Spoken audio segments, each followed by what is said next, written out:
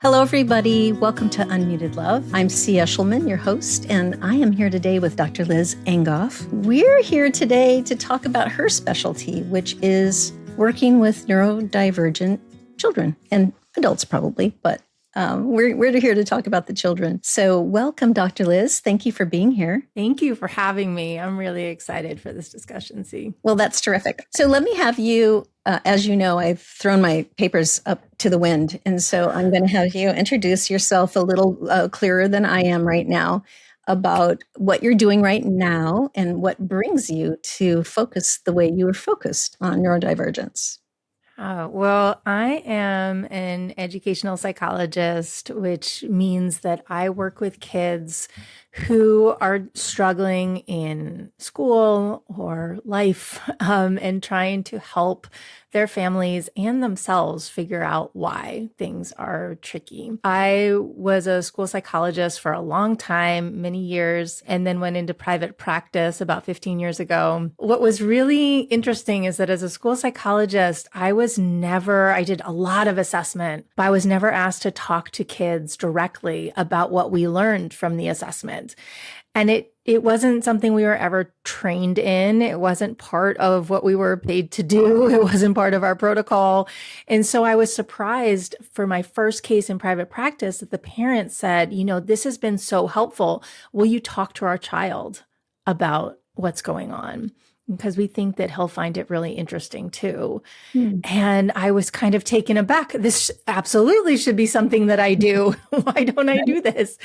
And I put together a really interactive activity with this kid. I used a metaphor. I used visuals. I did all the good teaching techniques, sat down with him and I said, we learned that you're dyslexic. And I didn't get to finish my sentence because his head went on the desk.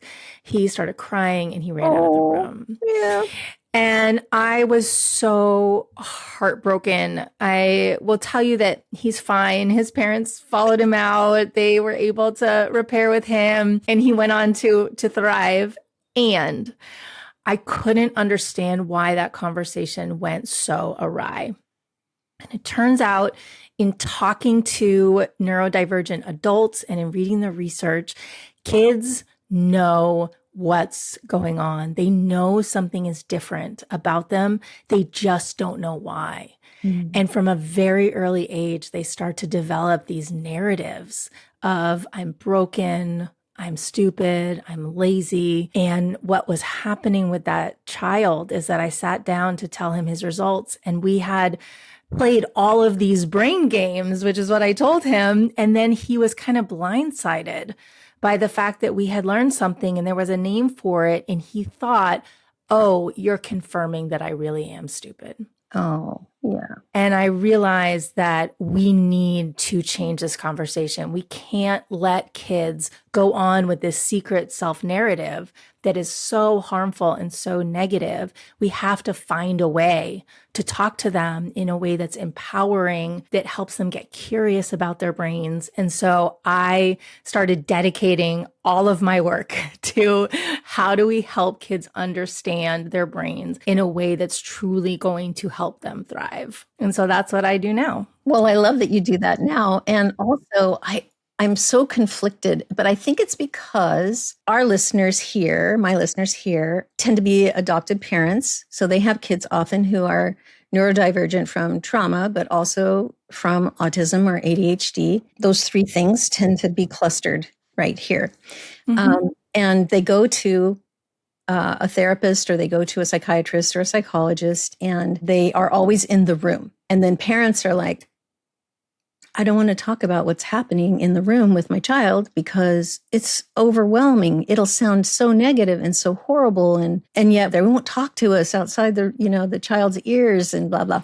So it's a conflict in a way, but not if you know how to talk about it, right? Right. So that's really the issue, is not whether your child's in the room for the conversation, but that when they are in the room, that the person has taken some time like you have to really unfold. How do you talk to kids about their brains and their differences?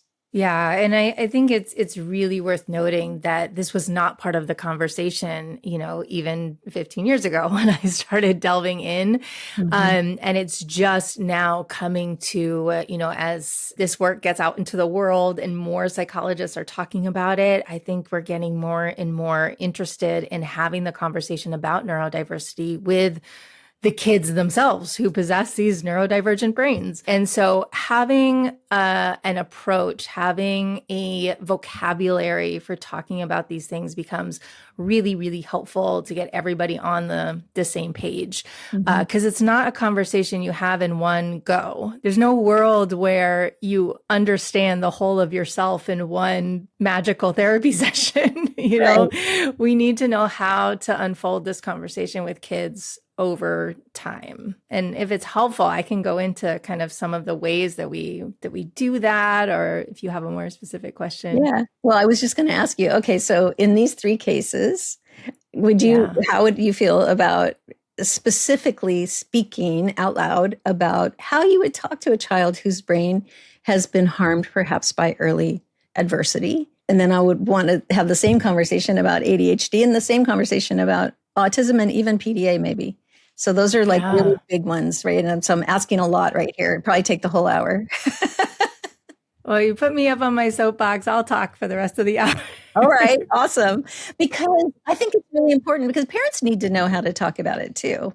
I think so. And one of the things that I think is really important as a foundation, no matter what you're talking about, including when you're talking to neurotypical kids who are facing just the challenges of growing up. The first thing is to have some knowledge about how the brain works. A lot of times for kids who have been in therapy or going to therapy or have been through an evaluation, I'll coach parents, or in my office will say, you know how you worked with, or you're working with so and so. It turns out that we've learned a lot about how your brain works. Is it okay if I share that with you? And just asking, can I open this door? Like, are you ready for me to have this conversation? And that gives a child some agency, just asking for permission. Yeah. Is it okay if I share some of this stuff with you? I think it's really fascinating. And then we start with some basics about the brain. Usually that'll pique kids' curiosity. Like, okay, I'll listen. It turns out I learned all these things about how brains work. Brains have lots of different parts to them. And they all have very specific and important jobs that help us do all the things that we like to do.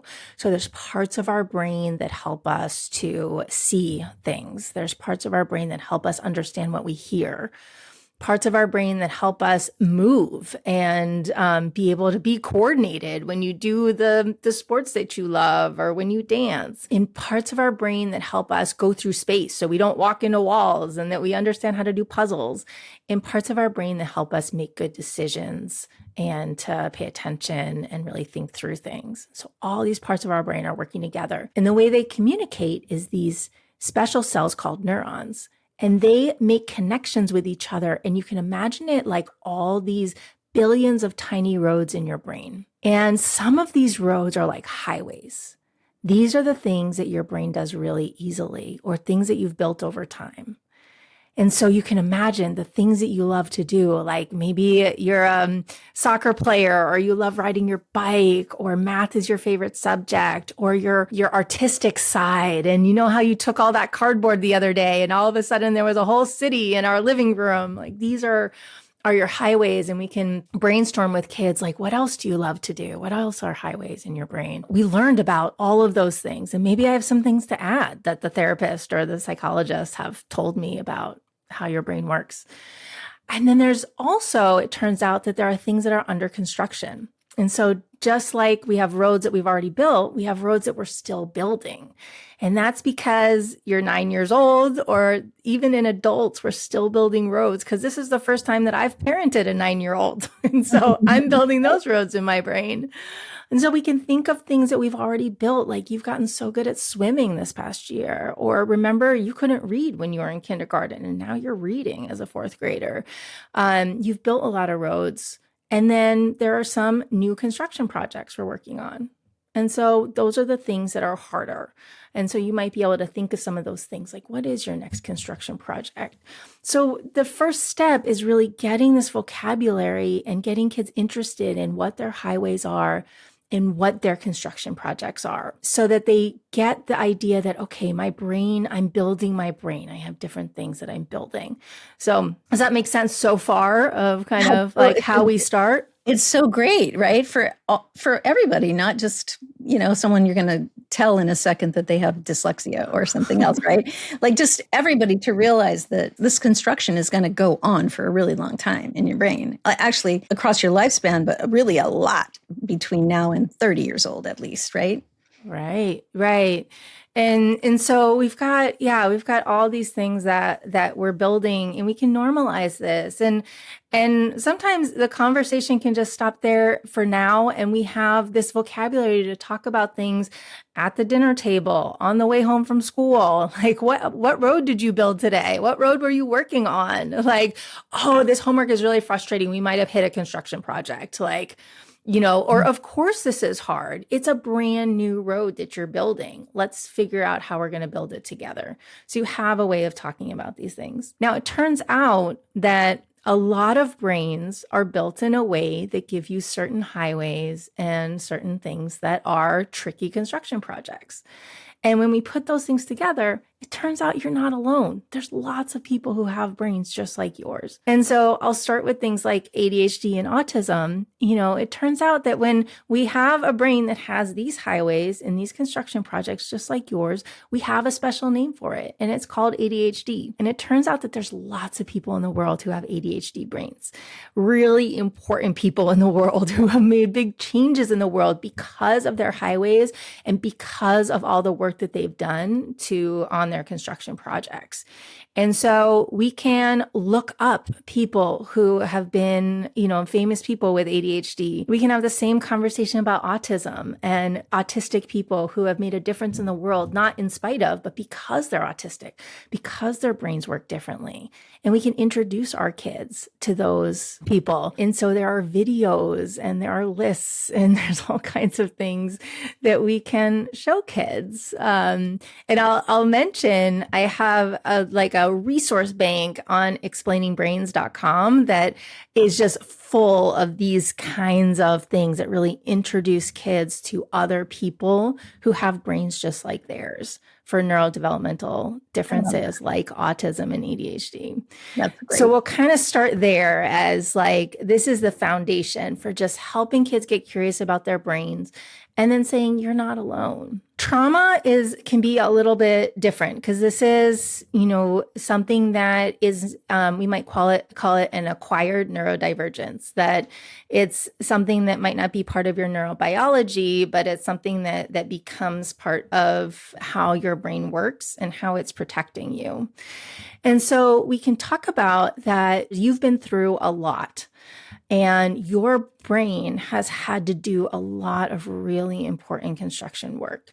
And so building some of these roads might be a little more tricky, because when this thing happened to you, or when this big event happened that was really, really hard, there were some roads that the concrete kind of came up a little bit. And so it made it really hard for your brain to travel those roads. And it might have interrupted some things that used to be easy for you, but are not easy anymore. And so one of the ways that we're going to rebuild that road after a trauma is to get your construction crew on board. And one of the people in your construction crew is your therapist. That's someone who's really going to help. As your parent, I'm on your construction crew, and I'm learning how to do my job on your construction crew really, really well. But when you've had trauma, sometimes we have to rebuild some of those roads in your brain because you've been given some tricky ways to travel. And we want to really help you rebuild those pathways so that you feel really strong and confident in the world. Well, that sounds great. I'm so pleased to have you say this out loud here for my listeners, right? Because honestly, it's very hard for most of us to conceive of how to talk about this without saying something like, well, your brain is damaged, which kind of being under construction would imply that, basically, that there's something, that needs to be built that isn't there now. I think it's different to say, there's something that's broken or there's a roadblock there versus this road is under construction. Because when we think about, and sometimes it's helpful to get kids to visualize, when you think about something's under construction, what do you think about? Well, I think about the trucks coming. I think about the people climbing the scaffolding. We think about movement. We think about things getting built and moving forward. And so we're thinking about how we take something that is not a road we can travel right now and we make it into something that we can travel. So there's this forward movement that comes with thinking about things under construction that is different than that road broke. So that's why it's so hard for you now, right? Right? I know, I get that, And we're giving kids that growth mindset by validating, yes, this is hard, and the path that you're traveling is harder than other folks. And I think that that's a really important validation. This is not your fault. Yeah. This is not because of something you did, and you're not less capable than other people. You're traveling a road that's really, really tricky, and we're going to figure out how to build it together. And that's going to make you even stronger.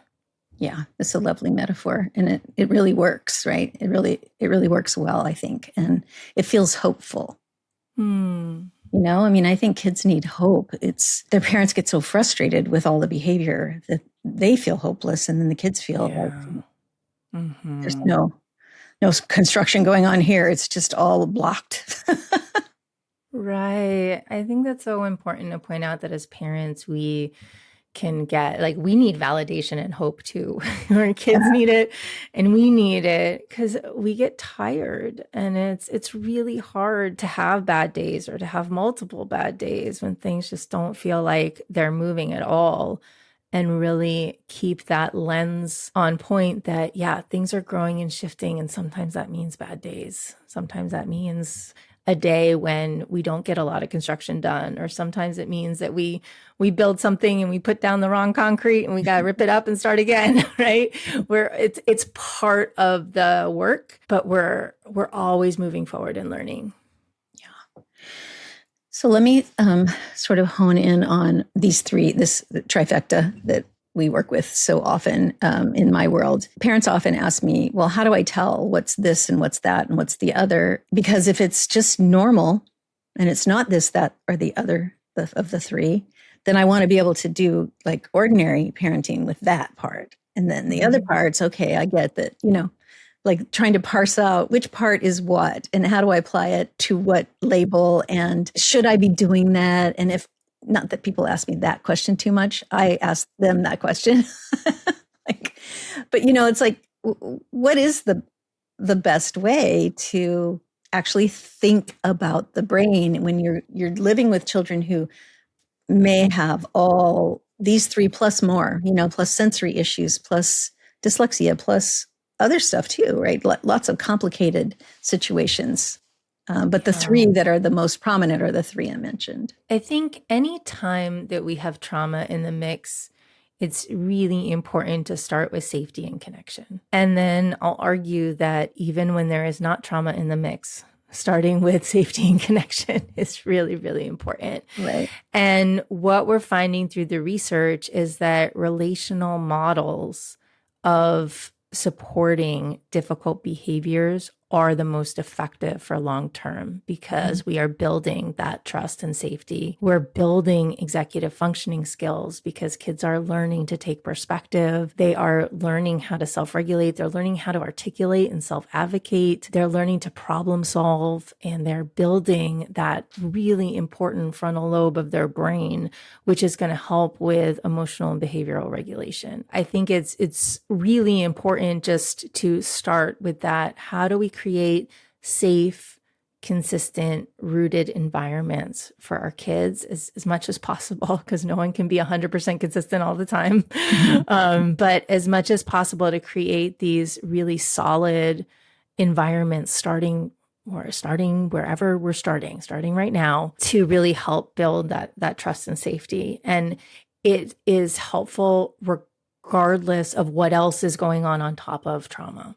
that that's where we need to start. And that's where we need to go back to when we have our bad days, is back to that solid foundation. The other thing that I'll put out there is that our DSM, our diagnostic manual, is constructed in this categorical format, meaning that we act as if ADHD, autism, dyslexia, anxiety are separate boxes, but they're not. We have one brain that has interconnected wiring. And so in the individual, it is not possible to box out, this is the ADHD piece, this is the autism piece, and this is the trauma piece.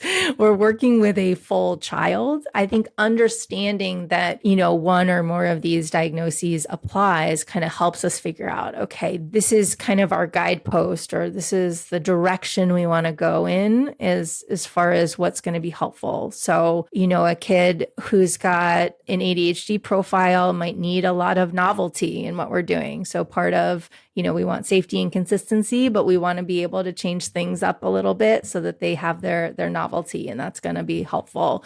Where a kid who's kind of autism first in their profile, they might need more consistency and having things very, very expected all of the time. Mm-hmm. And so it can help us figure out what's the kind of the frosting. The foundation is the cake part of the cupcake, that we're putting there. And then on top of it, what are we going to add that's going to help us explore this profile? But we're always, no matter what their profile is, coming back to that base of safety and relationship. So I really appreciate that. Let me reflect back what I think I heard. It kind of doesn't matter what you're looking at, where it comes from, because it all comes from your brain. So all roads lead to it's part of your interconnected brain. Mm-hmm. And so really, we're going to foundationally connect and create as much safety in our relationship as possible, because that is how you begin to sort of even know how to do construction, is from this safe place of a foundation. And that you might decide that you need to do more novelty, or you might need to do more structure, or you might need to do less structure, or less demand, lower demand, or whatever the thing is.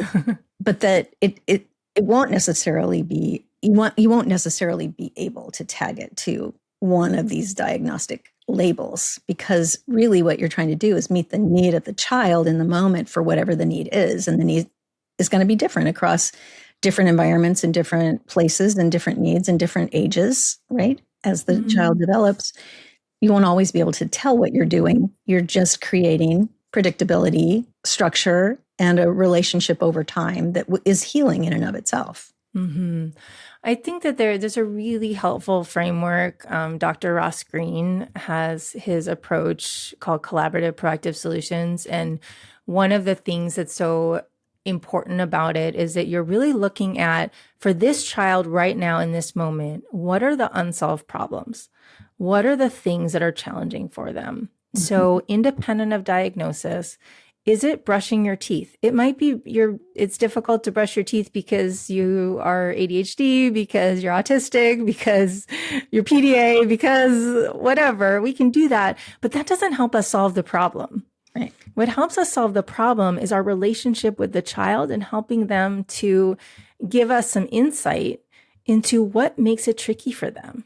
Mm-hmm. Is it the sensory piece? Which may be true if they have an ADHD diagnosis, a PDA diagnosis, an autism diagnosis. It may be that they don't like the sensation of it. Is it because it's so boring? Which again, might be true no matter what your official diagnosis is. Is it because it takes too long? Is it because they get the wetness of it, is it because they have to stand for so long? Like I could go on with so many things that get in the way of brushing your teeth. Mm-hmm. And what matters most is that we have that relationship with the child that allows us to really understand what is their experience of what's going on, what's making it tricky for them. Mm-hmm. That's what's going to help us solve the problem.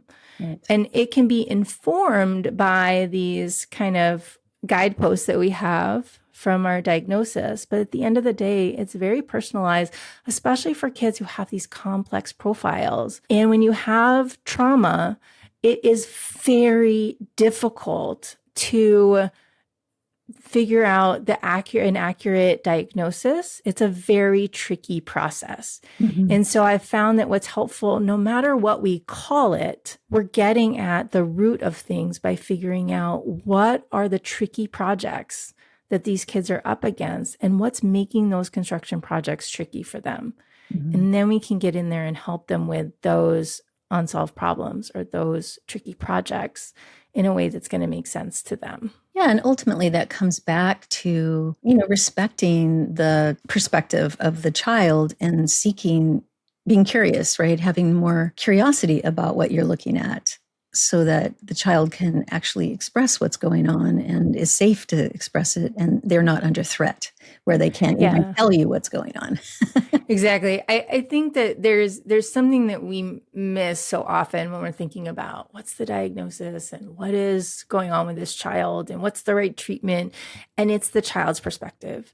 And I tend to give a lot of weight, and I have a lot of respect for the child that's across the table from me, because they're the ones who are the expert in their own lived experience. Mm-hmm. And the issue is not their lack of expertise. The issue is they don't always know how to articulate that to us. And so our job is really to help them to be able to articulate what's tricky about this. And I think that's where having that common vocabulary becomes so helpful, because they know what construction looks like and they can talk about that. And it gives them a way to talk about things. And so we're over time, we're able to pull that out of them so we understand that lived experience with more and more detail. Yeah, I love that. It's bringing it, I think, into focus for my listeners, because it's hard. It's sort of like I'm always talking in silos. Tell me about ADHD. Tell me about autism. Well, how's the best way to parent autism? Like you would parent anybody. People are like, what? I'm always back to that foundation of felt safety and compassion and curiosity, for the child and respect for the child's point of view, which is actually really hard to come by in this particular culture, the American culture in particular. We don't really listen to children that much. Or when we do, we can become fairly dismissive. Well, I don't care. You don't want to put those shoes on. You're going to put them on and you're going to go to school. And I don't care why you don't like those shoes anymore. It's pretty common parenting practice right there, especially in the morning on the way to school. I'm just suddenly reviewing what was the conversation around shoes in my house this morning, because I'm sure we had one. Right? Do you have some neurodivergent children? I have a wonderful 7-year-old, and we're just learning about his brain. I think we talk a lot about highways and construction projects in my house, and it's tricky. It's really tricky when you're 7 and you're facing something that's hard, or that you see other people seem to do easily and it's not coming on as easily for you. And how do you think about that? And I think starting from a really young age with our kiddo and having these problem-solving conversations and thinking about your brain in this way, it's given him a lot of vocabulary for not only having empathy for himself, but also for other kids. And so when other kids are doing their kid things where they're annoying or they're not keeping up or they're whatever, he'll come home and say, I think so-and-so is struggling today because they're still learning how to make friends. I think so-and-so is struggling. I noticed that so-and-so is sad today because they're, the math roads are under construction and they felt really bad, as opposed to coming home and saying, I know who's good and who's bad at math in my class. Right. I mean, it gives him so much empathy. And then, we're really working on increasing that compassion for himself when he hits his own construction projects. Yeah, that's really beautiful. I'm glad he has you. Oh. It's a beautiful. We're glad we have him.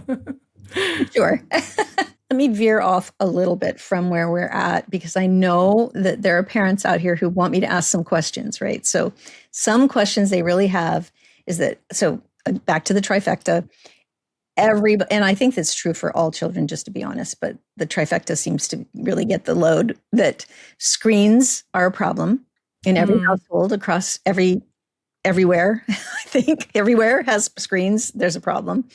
But there's this kind of relationship with screens that is becomes sort of the only relationship sometimes in some children. What would you say is the relationship on a brain level to screens, and why that's true, seems to be true? Besides, it's addictive. Okay, it's addictive. Addictive what? Is that dopamine? Is that habit? What, are habits and dopamine the same? People are confused about why this is such a big deal. Of course, if they just try to get off screens themselves, they'll feel it right away. Right? Oh my gosh. There is a great article on my website about kids and screens and managing screen time under the parent tab. The research and kind of the deep dive for this series was looking at the difference between screen time as we think about for neurotypical brains, and then what screen time means for neurodivergent brains. And I think it's actually really, really important to think about the distinction, because the parenting 101 advice out there that, you should restrict it to 30 minutes a day, or, whatever it is, and then you set a timer and your kids will magically turn it off, is just doesn't work for our kids. and so I think that the first thing is to really understand why screen time is so important to neurodivergent kids. And then we can think about how to use it in a way that's helpful and not going down that addiction escapist path. And so there's a couple things. One is, for neurodivergent kids, it's downtime. Screen time is downtime. They are working harder than most kids all day long. And so having a time where they can press pause on the world for a little bit is really important. Screen time is also predictable time. So often kids are just blindsided all day with all the stimulus that's being given to them. I thought something was going this way, then it was changed, and now I don't know.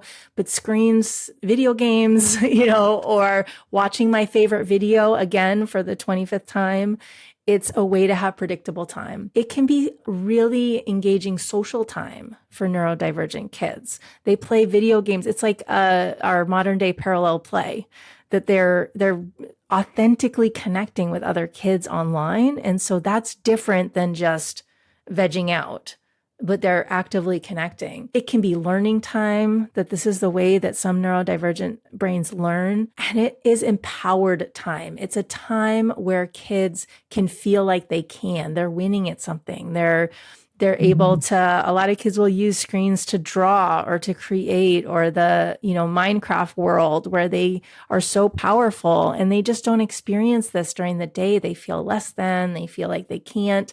And in the screen world, they can. Mm-hmm. And so just understanding the benefits and what they're getting out of that time, I think is really, really important. Because if we're going to substitute that time or kind of dial down how much they're on screens, we want to make sure we're subbing in other time that feels empowered, where they can learn in their own way, where they can socialize in their way, where they don't feel like there are more demands on them, right? And so just starting there and understanding that, I think is really, really important. And so once you've had that conversation with your child about what is it about screen time that's so important to you, we can help them learn how to press pause when it's appropriate. And when it's appropriate is when they need to do other things. So we need to press pause when it's time to do homework. We need to press pause when it's time for a family activity. We need to press pause when it's time to wind down for bed. There needs to be a reason for most neurodivergent kids. We need to press pause when it's time to go outside, to get outside time. And so there's a couple things that are really helpful for neurodivergent brains to make that transition. One is planning the screen time itself. What am I going to do during my time? So I have a vision of, this is downtime, I'm going to watch my favorite video. Or this is creative time, I'm going to play Minecraft. What am I actually doing during that time? Being able to understand how much time I have and what I can do in that time. Having some flexibility about if my favorite video, if I can't find my video that I want, is there something else? Or, is there kind of a way that I can, if things don't go as I wanted. And then the transition. And the transition has two pieces. What is it going to look like when I stop, to actually press pause? And then what am I doing afterwards? Mm-hmm. And that last piece, I think, is what we miss so often, that neurotypical kids, often you can say, okay, your screen time's up. And they already have a vision of, okay, I'm going to go play with cars, or I'm going to go do my homework, or I'm going to do this, and I can see what that looks like. Neurodivergent kids, often they don't have that visual of what it's going to look like to press pause on this, and then what am I doing afterwards? And that can cause a lot of anxiety. Mm-hmm. And so having a plan for, before we go on screens, what's it going to look like when we press pause? The next thing is going to be, we're going to make a snack together. Or the next thing is going to be, we're going to get all your stuff out for your homework. For some kids, having a preferred task, not a non-preferred task after screens is going to be helpful. So maybe we stick with a snack, or we're going to go outside and walk the dog together. Mm-hmm. So tell Benji that you're going to be with him in an hour. And so we're helping kids to make that visual transition and really engaging their brain in planning for the time, how they use the time, and then what happens after the time. Mm-hmm. So this is a skill. Yeah. That we're building in how to use screens in a way that's actually getting the benefits of it and not going down that addictive hole. So I think what you just said is going to be extremely enlightening for a lot of people listening. And I know you didn't go in huge depth, but it was enough to open, I think, some closed minds about screens, because they're fairly ubiquitous. It's like, oh, I know. He always wants to be on the screen. He never wants to be off the screen, right? Whenever he doesn't eating dinner, he wants to be on a screen. And when, then he wants to eat dinner and then be back on the screen. And then, it feels like screen to thing to screen to thing to screen for people. But I think I kind of heard you say that, sort of paying attention to what your child is doing on the screen, because it could be creative time, connection time with friends, downtime that's just relaxing, predictable time where I can win. That might happen, right? Yeah. And sometimes, we find patterns where our kids are on a little more than our neurotypical kids. And I think it's okay as long as we're not missing out on the other things that are important that need to get done. And that we really understand and we bring kids awareness to how they're using screens. We're building good habits that way. Yeah. If you have a kid who's already in that addiction space, I think getting some help for that and working with a knowledgeable professional for rewiring those habits becomes really, really important, because there are some just real challenges once we have a habit and something that worked when kids were younger to help with the tantrums or the boredom or, things that we all do as parents to solve a problem at age 3 now is creating a problem at age 8. And so just recognizing that yeah, we're in this because it solved a problem before, but now it doesn't solve a problem anymore and it's creating more problems. So we need some help to rewire that and to start a new pattern.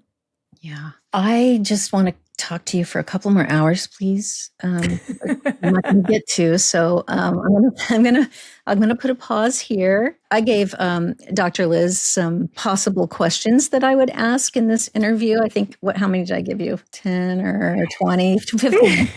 15. I think I asked you 3. And all the other ones are important. But I'm not going to get to ask them. So let me stop here and just ask you to share what you want my listeners to know about you, knowing that all of your information will be in the show notes if they want to get specific and actually come see you with the HTTP stuff. But yeah, well, I really encourage folks to get on explainingbrains.com. There's a ton of free resources. It's my favorite thing to do to get stuff out there to families. And so there's strategies for talking about ADHD, autism, dyslexia, all kinds of different things with your child. There's a lot of resources for videos and books and just things that are really helpful for families and what to do next after you've gotten evaluation. I mean, there's just so much there. There's the screen time, more on screen time and other resources as well. And so hopefully that'll be helpful for your listeners. And then I have a new book out called Our Brains, which is designed to facilitate a conversation between parents and kids about their neurodivergent brains. And so go ahead, check it out again at explainingbrains.com, and hopefully you'll find some helpful tools for your family there. I'm so excited that my listeners get to know that you exist, and because this is a question I get all the time. What's a good book? Where can I find it? How do I get more information? How can I talk to them? And honestly, I am not an expert in that. And so it's like really nice to talk to you about this and to get confirmed on some things and also just informed about a better way. So I feel really, really great about having you come talk to my listeners and also for these resources. I know that there are children who are going to benefit from this. So thank you so much for being in the world. You know what I mean? Like you're such a gift to the world. This perspective is so important, and it isn't everywhere. You know that. It's not everywhere. No, but I think more and more people are really understanding how valuable the child's voice is and how important it is that we have these conversations with kids starting really early and often, that we have a way to continue that conversation over time. So thank you so much for having me. This has been a really fun discussion. Well, I appreciate your willingness to do it. So thank you so much, listeners, for coming to Unmuted Love today. I hope your mind has been expanded in so many more ways. And please go check out Dr. Liz's work, because what a great resource for you and your children to really make this paradigm shift. I'm always talking about this transformation, this paradigm shift to becoming the parents your children need you to be, because it's hard. And this is a way to do it, is by really investigating people who are really talking the talk, walking the walk, and giving us tools to do it. So remember, your love matters when more than love is required. And I'll see you in the next episode. Thank you, Dr. Liz. Thank you.